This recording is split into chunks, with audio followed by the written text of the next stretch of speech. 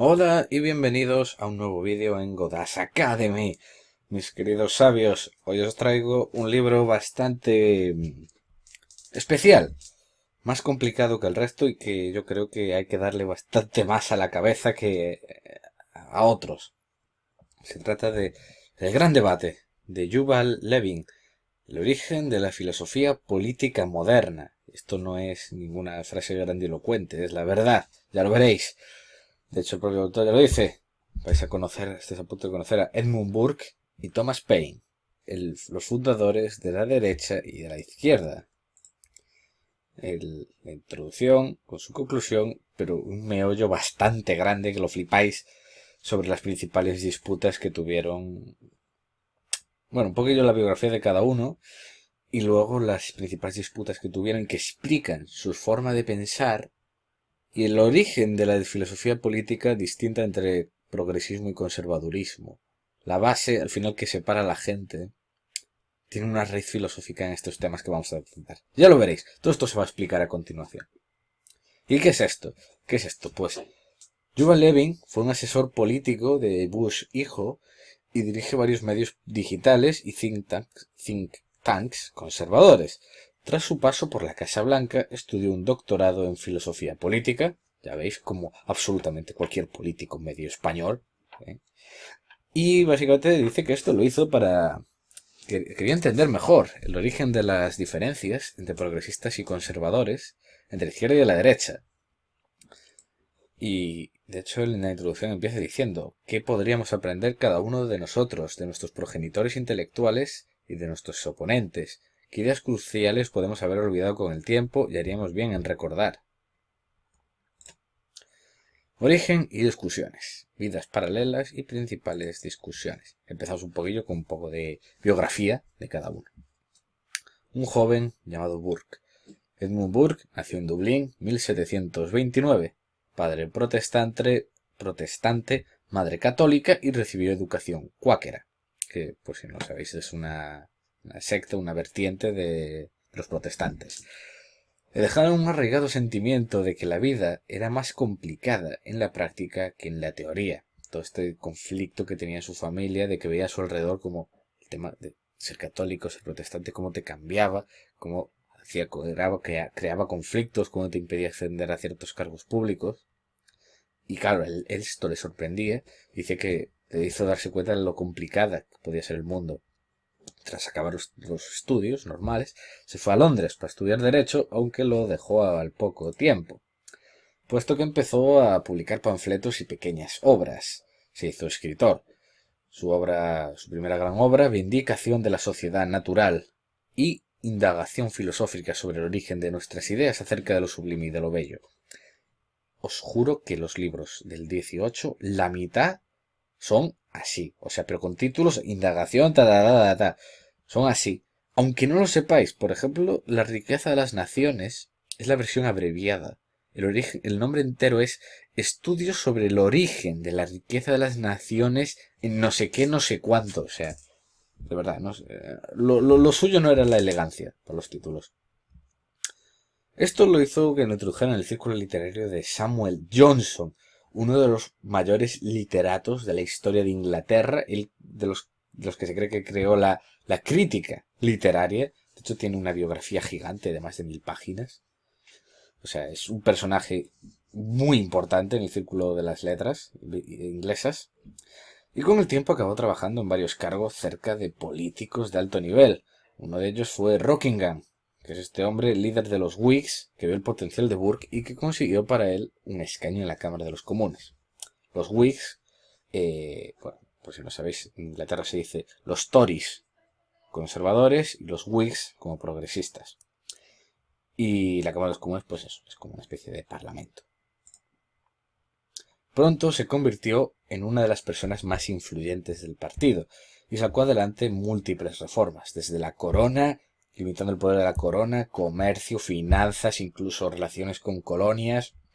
Y cuando llegó la Revolución Americana, se mostró con dudas al principio sobre cómo afrontar el problema, pero finalmente apoyó la separación. Por el otro lado, tenemos un joven y valioso e ingenioso, llamado Thomas Paine, Nació en 1737 al sur de Inglaterra, padre cuáquero y madre anglicana. A Paine, a diferencia de Burke, la diferencia religiosa, le hizo pensar que las discusiones religiosas simplemente no tenían sentido y eran estúpidas. Perdón. Eran una familia humilde, de hecho casi pobre.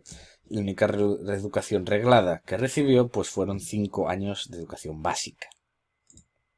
Tras la muerte de su mujer y su hijo, entró en una profunda depresión cuando tenía más de 20 años y se volvió recaudador de impuestos, y fue aquí donde empezó a ser conocido por su retórica, al representar a la gente de su oficio de recaudación de impuestos. Al final perdió el trabajo y acabó en la bancarrota. Pero por magia y un azar del destino, conoció al increíble Benjamin Franklin, uno de los padres fundadores de América, además de grandísimo escritor. Su autobiografía es increíble y, bueno, incluso inventó el pararrayos. O sea, un montón de... El tío era increíble. Y este le dio una carta de recomendación y le dijo que fuera a América. A los pocos meses, allí se volvió editor de una revista y llamó la atención de Benjamin Rush, que lo introdujo en la élite política e intelectual. Y saltó, este es Benjamin Rush, que saltó a la fama con su panfleto, que a día de hoy sigue siendo probablemente su mayor obra, o segunda mayor obra, que es El sentido común, donde entre otras cosas carga contra la monarquía británica y apoya la independencia de América. Tras la victoria le otorgan una casa y se dedica a investigaciones científicas y a un diseño de un puente de acero. Pero los destinos a esa hora cuando se cruzan. Durante el verano de 1788 pasan varios días juntos en casa de Burke, puesto que éste estaba viajando por Europa recaudando dinero para su proyecto de puente. Mientras Paine conocía a los líderes revolucionarios en Francia, Burke vivió una crisis institucional muy fuerte, debido a que, por así decirlo, básicamente lo que pasó es que Jorge III, que era el rey en ese momento, enfermó. Y así simplificado lo que sucedió es que lo normal, ¿no? Es que se pensara en su sucesor, ¿no? Que no me acuerdo el nombre de quién iba a ser, pero que él estaba a favor de los Whigs, cuando los que estaban gobernando en ese momento eran los Tories. Entonces los Tories se pusieron en contra de la monarquía y los Whigs a favor. Fue una movida, de hecho, bastante rara. Pero bueno, al final no pasó nada porque Jorge se recuperó de la enfermedad y volvió. Te digo, es una movida bastante... Además parece bastante ridícula, pero bueno, ya digo. Total, que Burke era un Whig inusual, porque a diferencia del resto de compañeros, pensaba que la Revolución Gloriosa de 1688, la primera revolución liberal, decía que no fue una revolución hecha, sino evitada. Luego entenderéis a qué se refiere y por qué piensa así. En verano de 1789 estalla la Revolución Francesa con la toma de la Bastilla. Al principio se vio con optimismo en Inglaterra, excepto Burke. Estaba preocupado por la violencia extrema de los revolucionarios. Paine, en cambio, rebosaba júbilo mientras estaba allí. Burke llegó a tal extremo de miedo por la respuesta de sus compañeros que escribió su obra más famosa, Reflexiones sobre la Revolución Francesa, sobre la Revolución en Francia. Poco después, Paine lanza su panfleto, ya digo, el primero o segundo más famoso, que es un ataque directo a Burke, que es Derechos del Hombre. James Moore escribió a Jefferson, también a otros fundadores de América, diciéndoles que la batalla entre Burke y Paine es el tema de discusión de todo el estado. Esto refiriéndose, creo que era el estado de Virginia o Pensilvania. Con el tiempo se vio que los miedos de Burke eran ciertos y la Asamblea Nacional era incapaz de mantener el orden y controlar las finanzas. A su vez, el guillotinar a Luis XVI fue un punto de inflexión que hizo temblar Europa. Porque claro, una cosa es que sí, los tengas encerrados, quieras cambiar, tener más poder. Otra cosa es ejecutar al rey. Eso fue el punto decisivo. Paine llegó a ser encerrado en Francia por poco radical, esto no es broma, y lo gracioso es que, bueno, siguió defendiendo la revolución. Luego de ese encierro, volvió a Estados Unidos, donde fue repudiado por sus antiguos compañeros, que lo veían demasiado radical, y acabó falleciendo en Nueva York casi en la pobreza. Burke, tras una derrota política, que fue el juicio de Hastings, que es este señor, que fue, bueno, este tema lo comentaremos después, que era el gobernador de la India, ya veréis qué problema tuvo con Burke, y tras la derrota, que básicamente salió a favor de Hastings, pues bueno, se retiró a los 64 años. El Parlamento, y esto es increíble, quiso enterrarlo en Westminster, o sea, darle un entierro de Estado por todo lo grande. Pero Burke prefirió que simplemente fuera enterrado cerca de su casa, como así fue. Y dicho esto, ya veis que son unas vidas en general tampoco súper ajetreadas, como ha habido otras. Si estas vieron los eventos políticos como más desde fuera, tampoco se implicaron.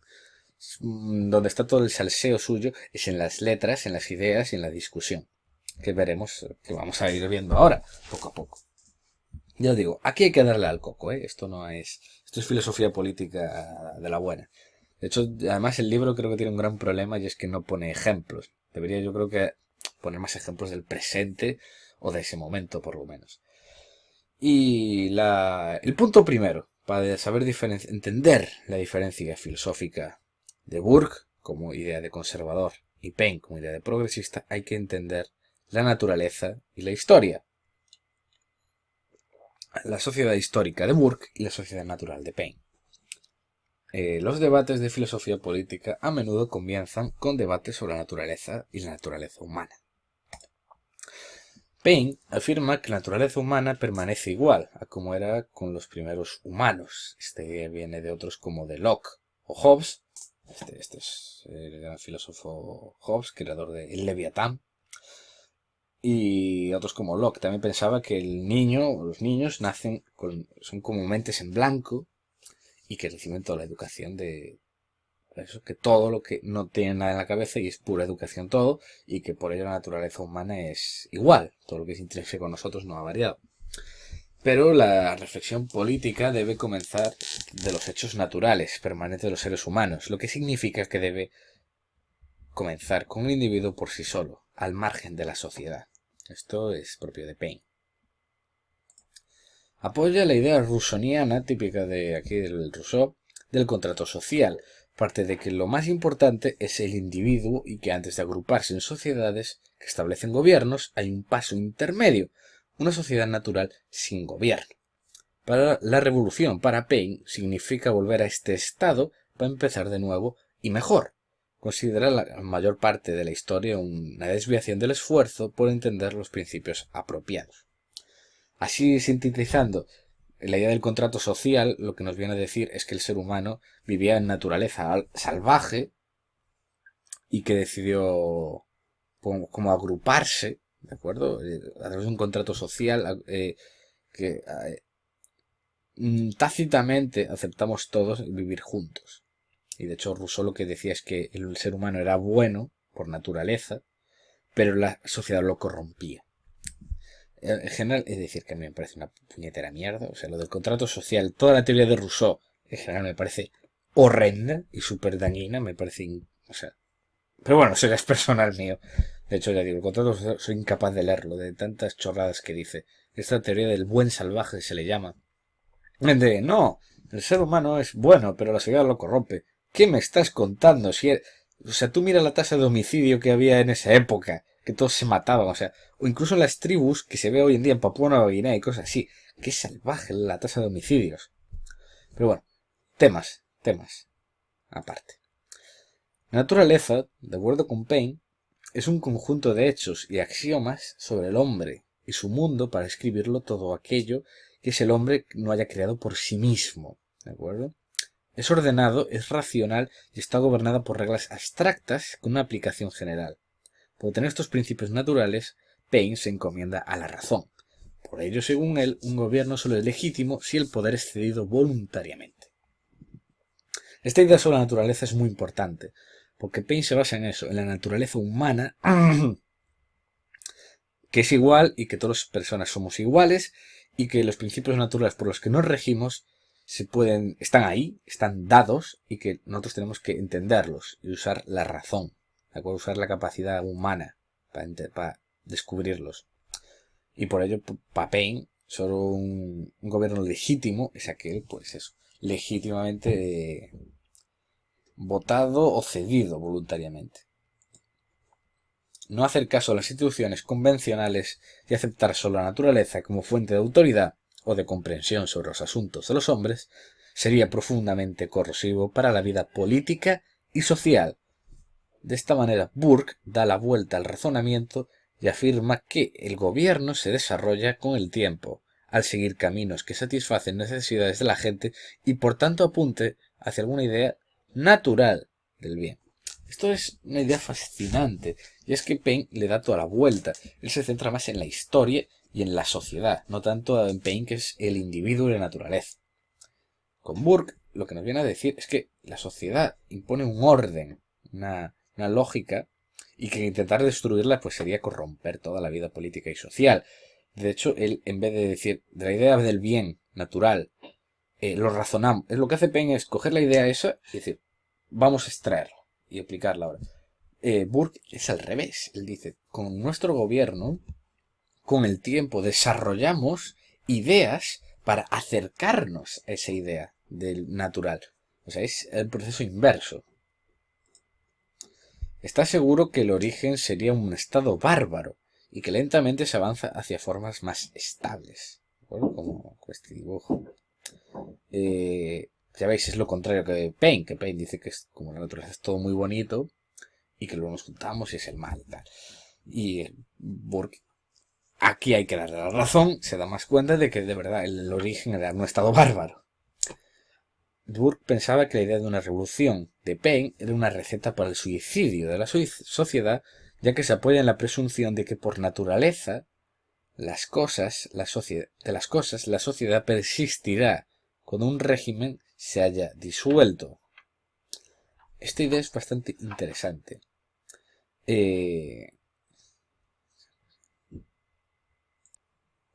Puesto que, claro, lo que viene a decirnos Burke aquí es que aunque te intentes destruir la sociedad, lo que realmente estás destruyendo es un régimen y que varias ideas de la sociedad misma seguirán permaneciendo. Son temas muy interesantes que hay que reflexionar y ya digo, yo os invito a que os cojáis el libro o paréis el vídeo y le deis un poco de vuelta a la cabeza. Porque construir sobre formas ya existentes utilizando materiales ya existentes no requiere un estudio abstracto de la naturaleza, sino una comprensión muy particular de la historia y naturaleza de esa sociedad. Los revolucionarios, como Paine, tenían gran fe en la razón humana, razón en el sentido ilustrado y filosófico de Kant o Platón. Burke, en cambio, cree que es una fe ciega y se olvidan de las pasiones y los sentimientos. Opinión similar a Hume. Aquí es que esto da un jugo que lo flipáis. A ver, lo que viene a decir Burke es que es una cosa que critica mucho esto, lo del estudio abstracto, de pensar en la razón, cosas abstractas, la naturaleza, no sé qué. Él no. Él trabajó en política. Él es una persona mucho más práctica y siempre es mucho más centrada en la historia. Y claro, él viene a decir que déjate de estudios abstractos, céntrate en lo que tenemos ya hecho, las instituciones que hay, estúdialas y avanza, aparte de partir de la historia. Y ya digo, esta contraposición me parece clave. Paine tiene fe en la razón, al igual que tenía Kant o Platón, que siempre están hablando de eso de Kant, que era el orden, la lógica, la razón. Platón era también el mundo de las ideas y tal. Y claro, es un poco fantasmada tener una fe ciega en la razón, porque el ser humano, en nuestro interior, nos guiamos mucho más por las pasiones y los sentimientos de lo que queremos pensar. De hecho, este tema lo voy a tratar en otro de los siguientes libros de Godas's Academy, que una de las cosas que trata es esta, el tema de razón y sentimientos, que es la mente de los justos, donde él habla que realmente la mayoría de nuestros razonamientos son basados en emociones y que le hacemos un razonamiento post-hoc de por qué está mal. Por ejemplo, si entonces tenemos un sentimiento de rechazo a algo que nos da asco, lo que sea, primero sentimos esa emoción de ¡oh, qué asco!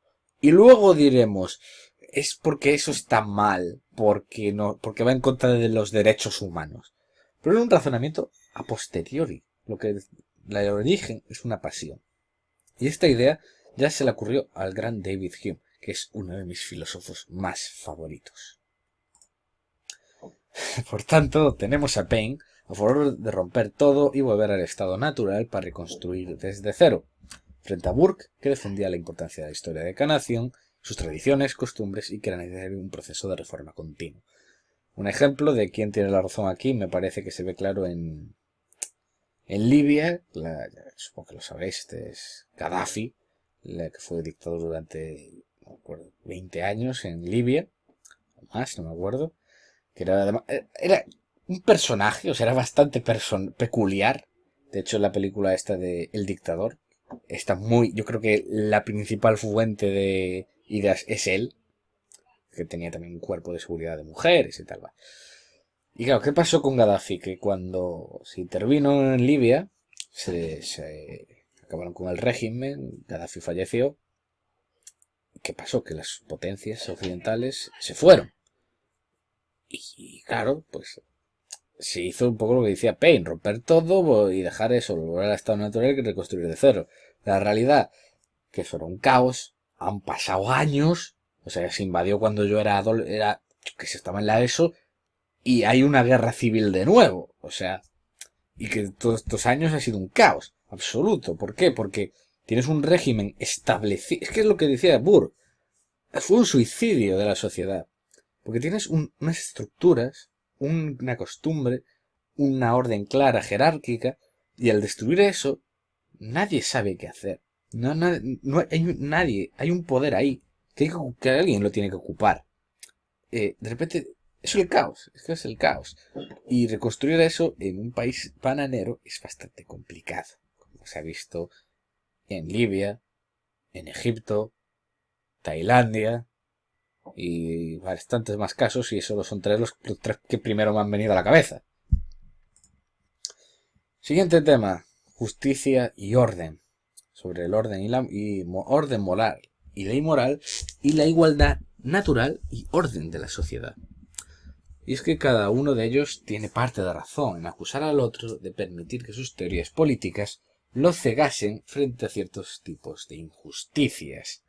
Esto va muy referido a que, claro, Burke, criticando la Revolución Francesa, acaba estando un poco ciego a injusticias del antiguo régimen, y que Paine, que está un poco, como fantasía con la Revolución, está un poco, olvida un poco la agresividad de los radicales. Y este es un tema que ha dividido la justicia y el orden.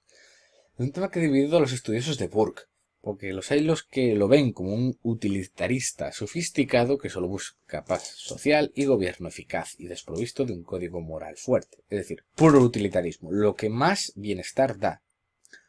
Pero en varias ocasiones, de hecho, muestra un profundo moralismo, defendiendo que había leyes injustas, eficaces, pero que esto no las hacía correctas.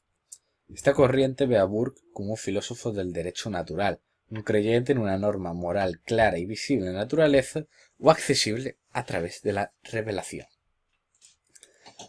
Y un tema interesante, el papel de la religión para Burke. Y es que para él era clave, debido a su pasado. Afirma que ayuda a mantener el orden y que un ataque a esta puede enseguida derivar en un ataque de todo el sistema social, porque ayuda a dar unos lazos sentimentales para sostener un orden político basado en la continuidad y prescripción generacional. Este es un tema muy interesante que, repito, también trataremos en La mente de los justos, no sé cuándo, o sea, no lo he hecho ni nada, pero es de los próximos que haré.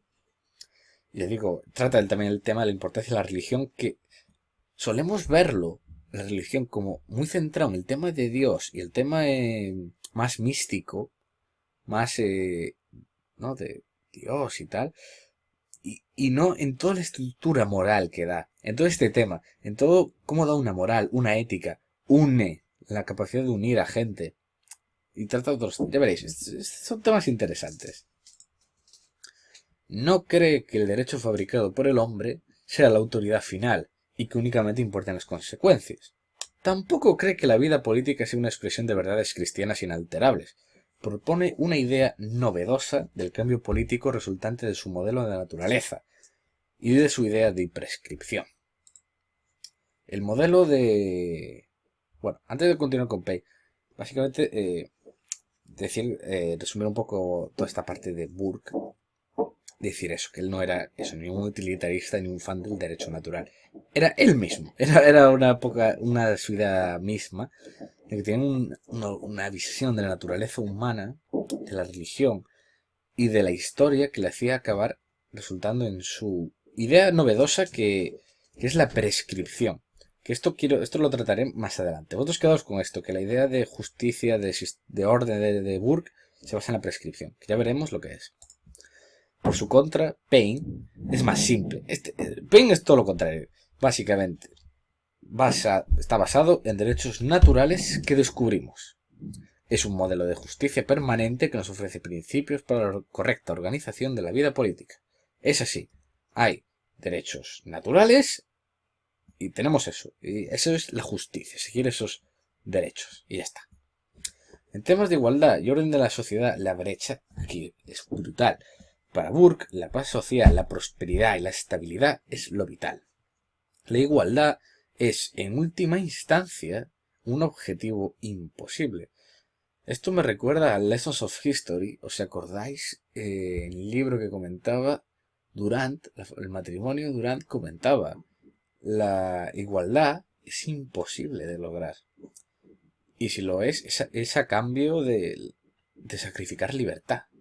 O sea, lo relaciono así, hay que tener esta capacidad siempre de relacionar libros. Que a medida que vayan pasando más y más libros, yo creo que cada vez lo iréis viendo más claro. Es más importante la igualdad política y quién tiene derecho a gobernar que la igualdad económica.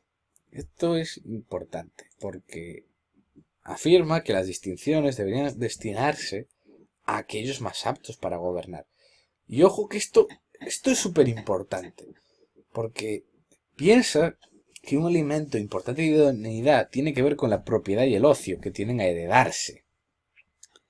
Todo este razonamiento de los más aptos de la educación acaba haciendo que defienda un sistema hereditario. En muchos casos, pues, para gobernar hace falta prudencia y sabiduría, y las clases medias altas de manera hereditaria son las que podrán tener mayor educación. ¡Ojo! No niega la igualdad natural. Precisamente porque ve a todos los hombres iguales, quiere que solo aquellos que han recibido la educación y formación adecuada gobiernen. Esto es rompedor, yo creo que para nuestra visión moderna, ¿no?, de que tenemos de democracia. Y él es esta defensa de la monarquía y de que la importancia de la aristocracia y tal.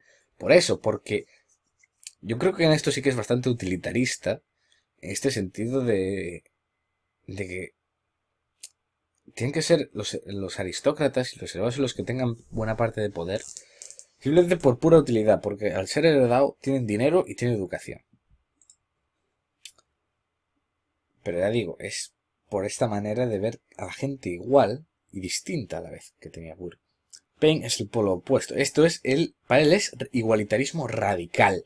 Pensaba que el gobierno no era tan complicado y que todo esto de Burke eran excusas para defender privilegios. Tiene una idea de gobierno atemporal regida por un principio inmutable. Que bueno, esto ya es lo que... Antes de continuar, yo creo que esto no hace falta volver a explicar. Ya os lo dije, Burke en general es más simple de resumir. Hay sus principios, el gobierno tiene que seguir los principios y siempre es así. Es eso, muy atemporal, inmutable, constante.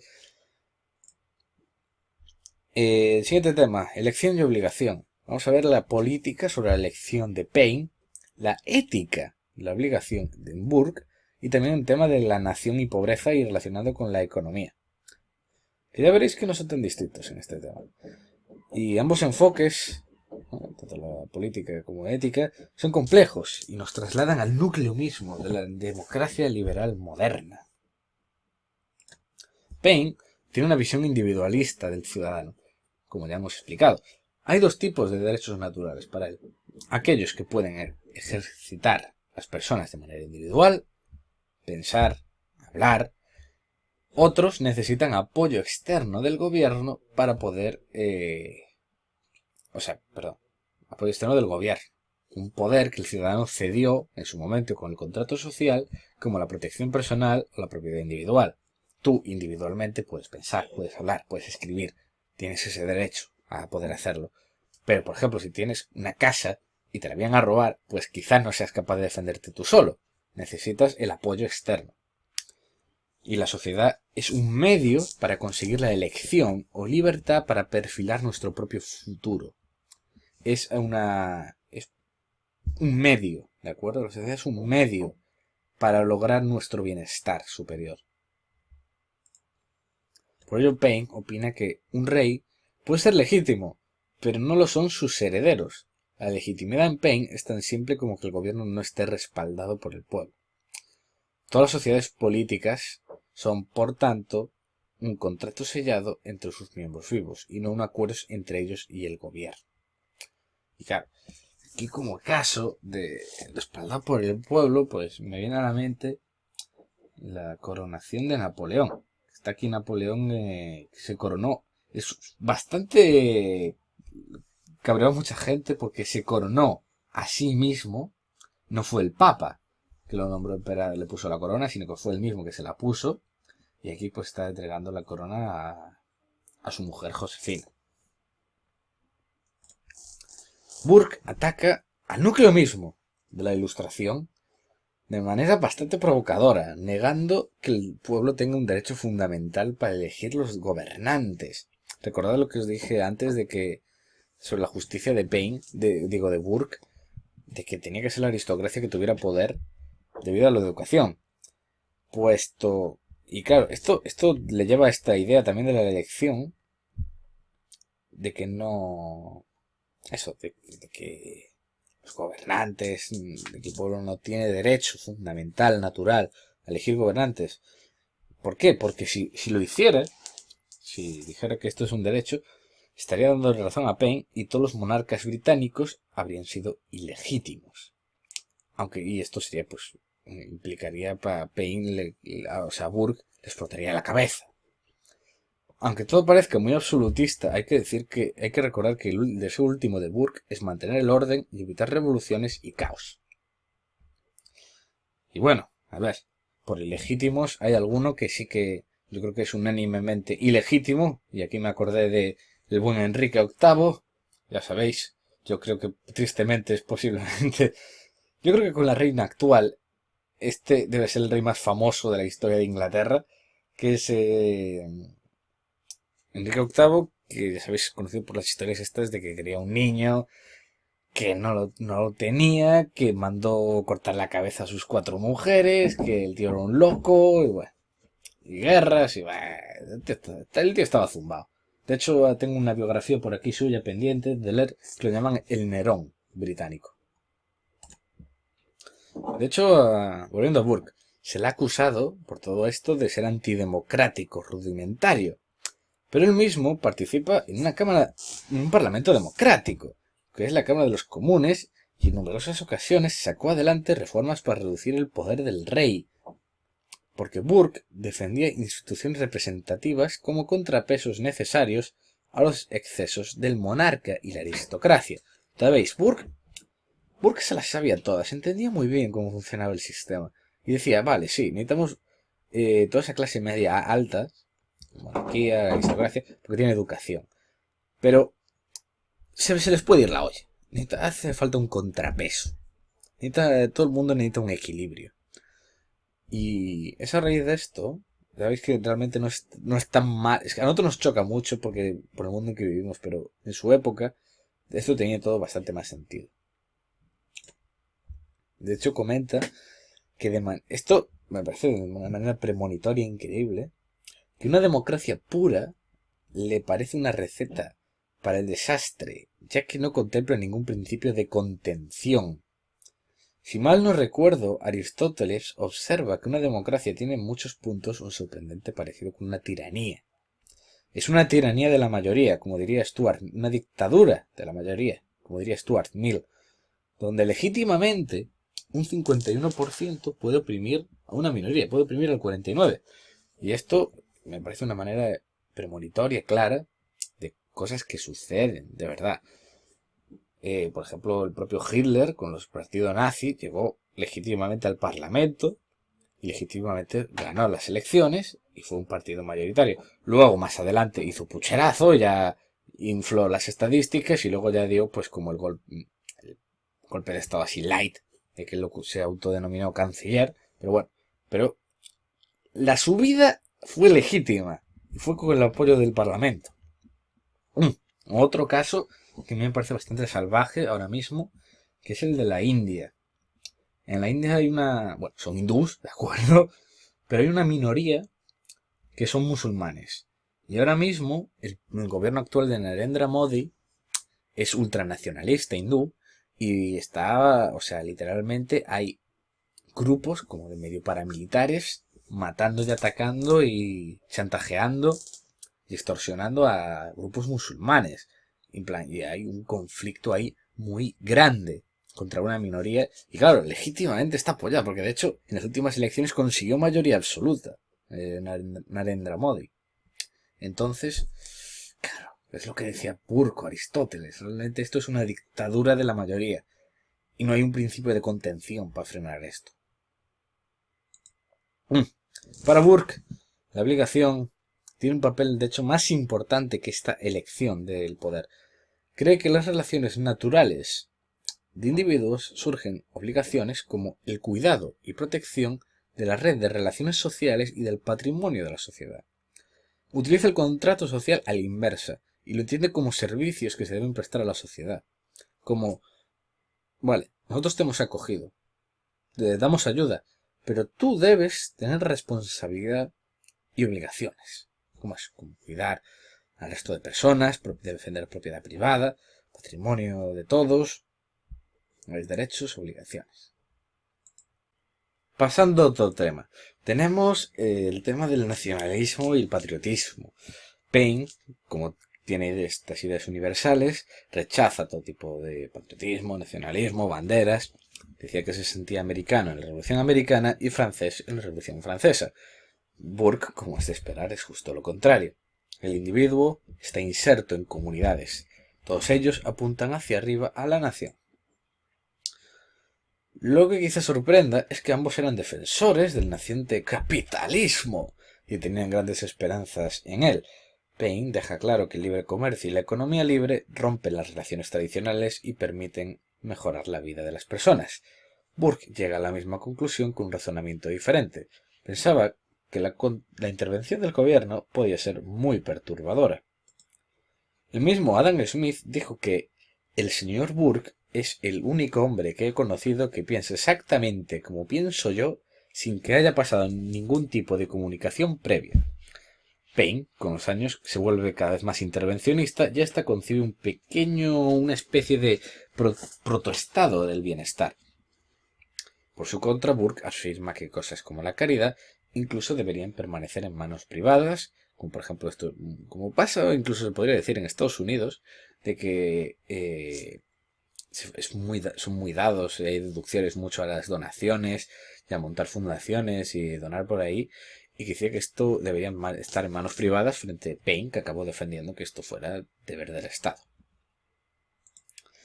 Siguiente tema, y es posiblemente de los más importantes: razón y prescripción. El racionalismo de Paine, la prescripción de Burke y el significado de América. Ya veréis esto a qué se refiere. Para muchos europeos que describieron su época como una era de la Ilustración, el desencadenamiento de la razón humana. Ya veréis la idea esta que os comentaba antes de la prescripción de Burke, que es de lo más importante para entenderlo. Bueno, de hecho, este tema yo creo que es de los más importantes. ¿Por qué? Burke creía en una complejidad humana. Lo que le hace tener dudas en la razón pura para guiar la política, en la razón humana. El problema principal es que la insistencia en aplicar una precisión abstracta en las cuestiones políticas y de ahí en practicar la medición usando parámetros teóricos minuciosos. El gobierno es algo práctico, hecho para la felicidad de los seres humanos. Aquí una foto del Parlamento aquí de España. Eso, yo creo que es imposible sintetizar mejor el origen del pensamiento de Burke. Él cree que el ser humano es complejo, tiene dudas de la razón humana, por ello, por el nivel de variables, de parámetros, de cómo es la vida social, y que teme a toda esta idea de aplicar ideas abstractas a cuestiones políticas que son cosas concretas y minuciosas. Vuelve a recalcar la importancia de la historia y la sabiduría colectiva. Sostenía que un prejuicio puede ser algo muy malo cuando se trata de un simple sesgo individual desprovisto de pruebas, pero puede ser algo muy bueno cuando se trata de una costumbre o acción formada por un prolongado uso social y transmitido por la tradición. La gran innovación anti-innovación de Burke es la prescripción. Emplea esta idea a partir del derecho romano, que prescripción se utilizaba como virtud de propiedad a través del uso prolongado y no por escritura formal. En plan, de eso, esta casa es mía. ¿Por qué? ¿Lo hay una escritura o algo? No, es porque yo llevo viviendo aquí 10 años. Pues vale, es tuya, es por prescripción, es tuya, según el derecho romano. Y él lo aplica a toda la política. Él lo aplica a la forma a través de la cual se otorga el beneficio de la duda frente a las innovaciones que podrían perjudicarlas, a las prácticas e instituciones que han servido bien a la sociedad durante largo tiempo. Cree en los límites de la razón individual y adora el gradualismo ejercido, por ejemplo, en el derecho.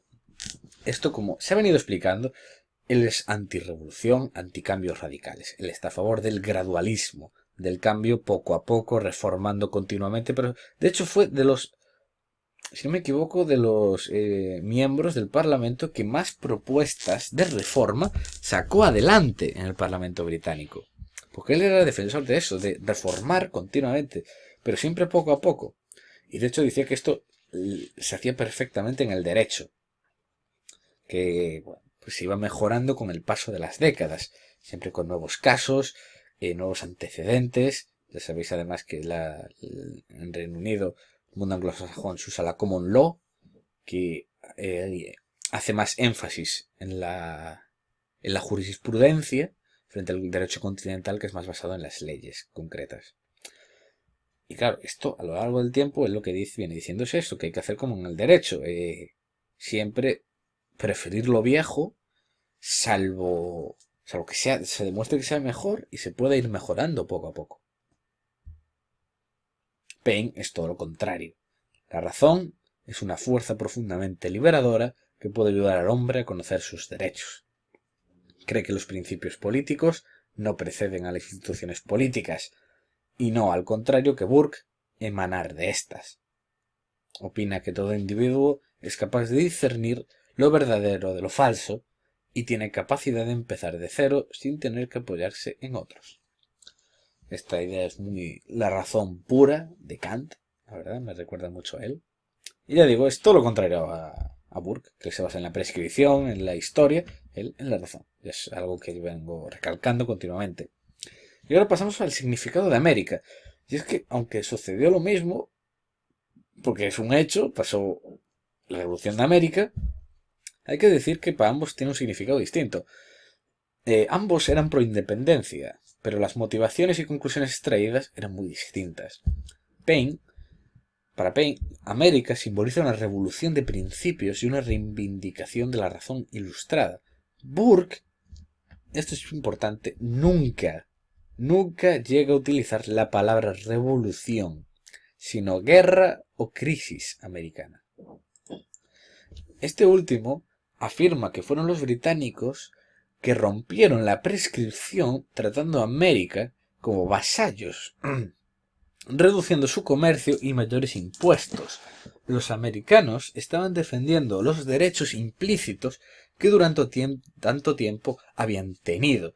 Para Burke no es una revolución, porque ellos llevaban una vida, se establecieron allí y llevaban muchos años viviendo con su estilo, sus costumbres, y simplemente el gobierno británico se intrometió en ellas.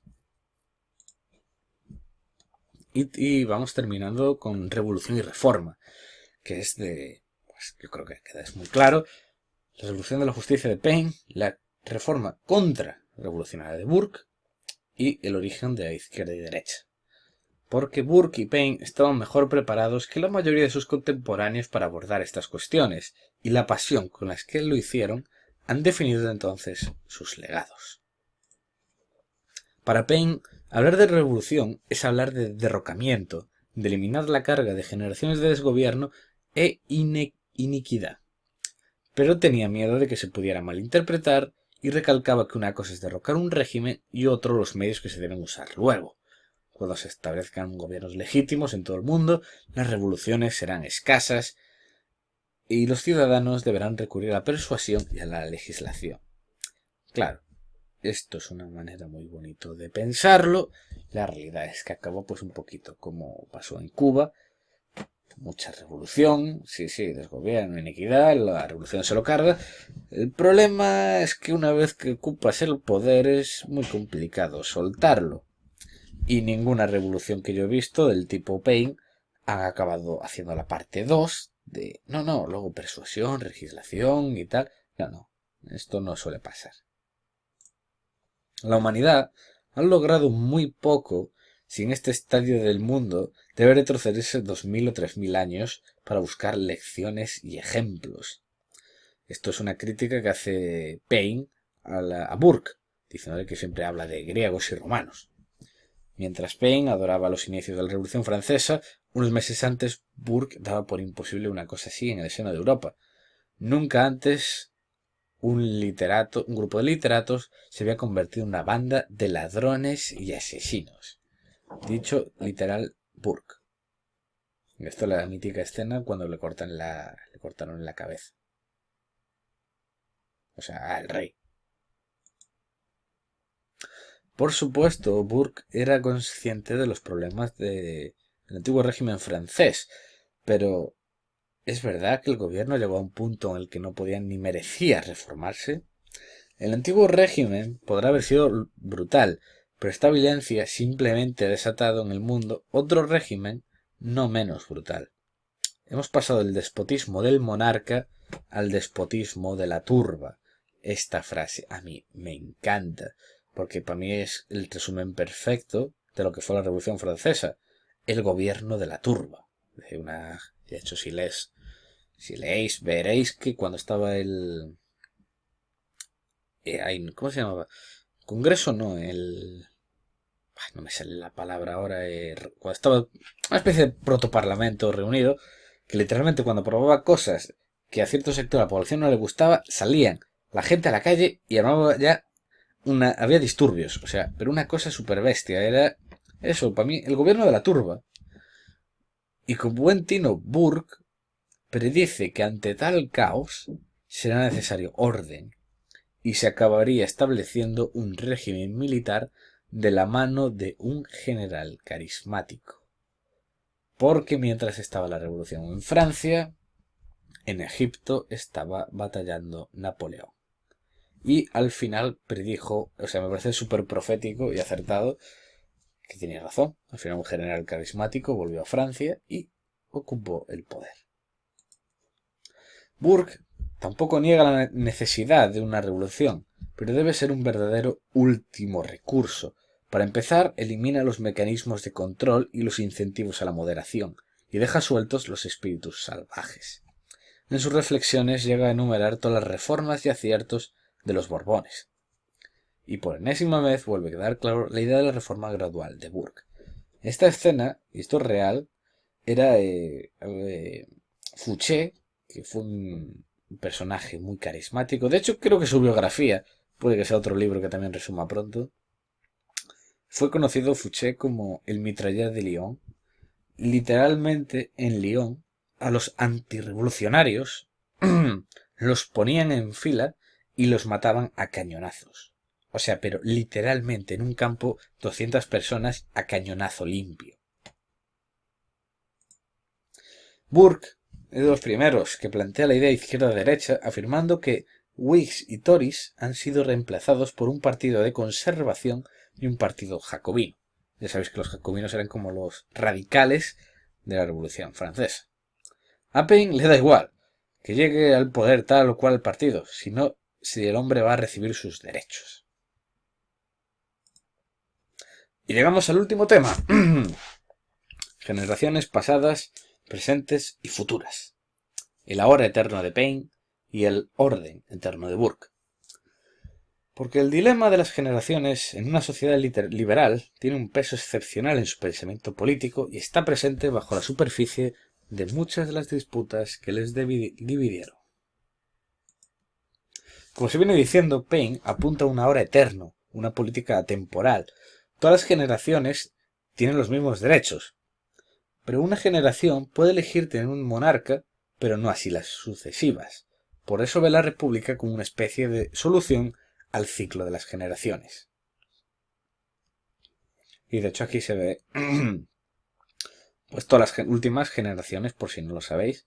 La nacida, si no me equivoco, en la época de entreguerras, conocida como la generación silenciosa, luego los baby boom, la generación X, la generación Y, también conocidos como malditos millennials, y la generación Z, que es la hora en la que ahora son niños.